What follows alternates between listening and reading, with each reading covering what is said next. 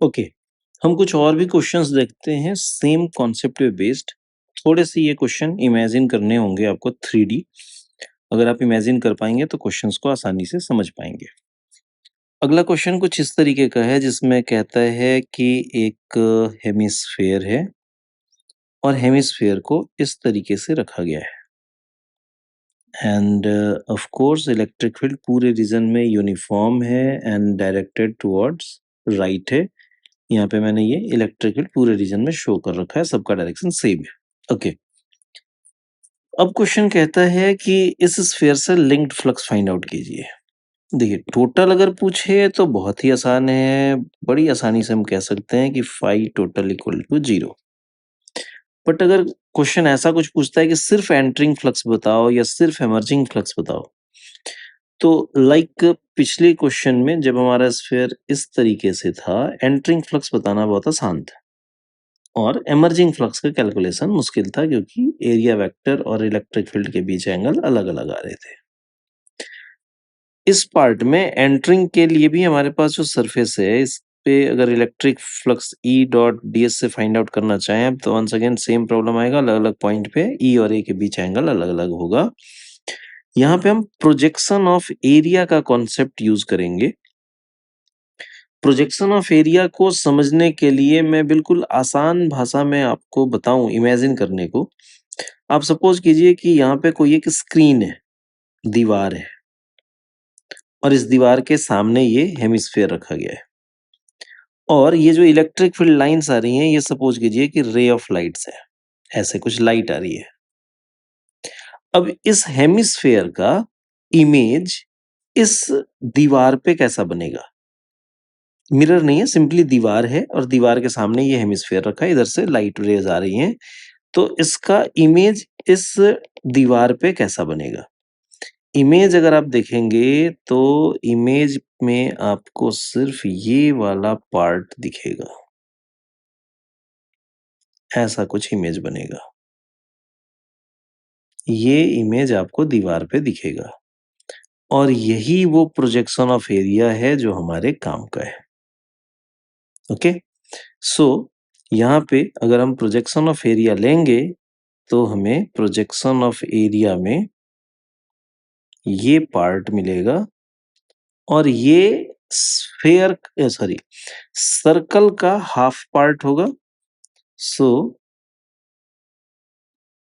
इसका एरिया आप बहुत आसानी से बता सकते हैं, half of area of circle that is equal to half of pi r square. और ये प्रोजेक्शन ऑफ एरिया मिलने के साथ ही ये क्वेश्चन काफी आसान हो गया। अब आप बड़ी आसानी से इसमें बता सकते हैं, एंटरिंग फ्लक्स आपको पता है निगेटिव होगा, so phi in is equal to minus E into area कितना है, area is equal to half of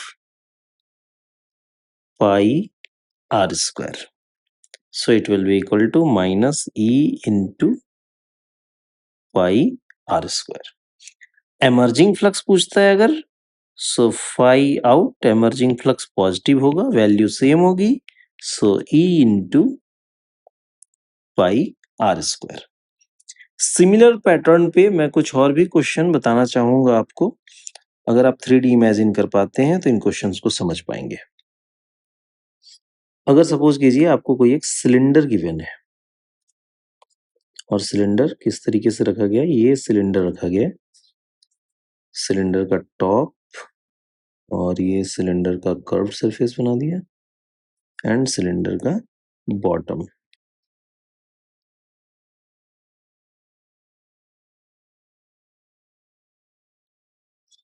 cylinder का बॉटम। ओके, वंस अगेन आपको अगर फाइंड आउट करना है एंटरिंग फ्लक्स और इमर्जिंग फ्लक्स तो सेम कॉन्सेप्ट होगा। यहाँ पे एक दीवार इमेजिन कीजिए, इस दीवार पे और इधर से लाइट रेज आ रही हैं, ये इलेक्ट्रिक फील्ड लाइंस को as a light rays consider करें। अब इस सिलेंडर का इमेज यहाँ दीवार पे कैसा बनेगा? सिलेंडर का इमेज जो दीवार पे आपको दिखेगा वो कुछ इस तरीके का दिखेगा एज अ रेक्टेंगल। और रेक्टेंगल की हाइट सिलेंडर की हाइट के इक्वल होगा और रेक्टेंगल की विड्थ डायमीटर के इक्वल होगा। देखिए आप, डायमीटर के इक्वल होगा। सो इस रेक्टेंगल का area 2r that is width into height h। सो यहाँ पे आपके काम का जो एरिया मिलेगा वो एरिया होगा 2r इंटू h। ये एरिया आपके काम का होगा, that is 2r into h।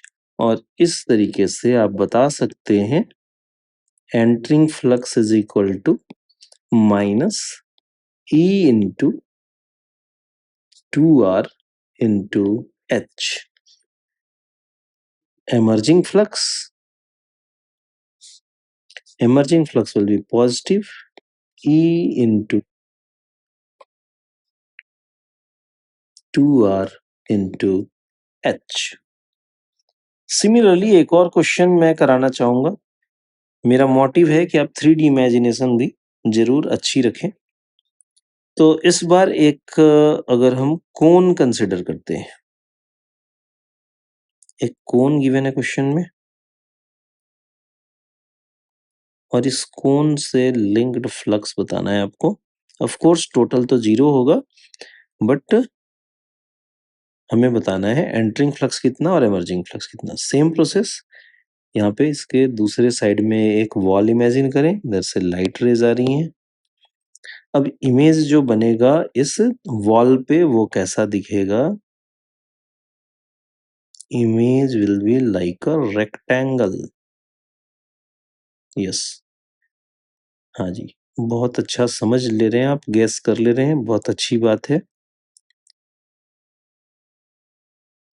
तो ये ट्रायंगल बनेगा। ट्रायंगल का बेस क्या होगा? ट्रायंगल का base will be equal to diameter of base of this cone, आपके काम का एरिया इसके इक्वल होगा। And here pi in will be equal to minus E into area of triangle, that is half into base into height, जो भी कोण का height हो। यहाँ पे आप 2 and 2 कैंसल आउट कर सकते हैं and hence phi in will be equal to minus E R H। Similarly phi out is equal to E R H। तो इस तरीके से 3D इमेजिन करके एंटरिंग फ्लक्स और एमर्जिंग फ्लक्स बता सकते हैं।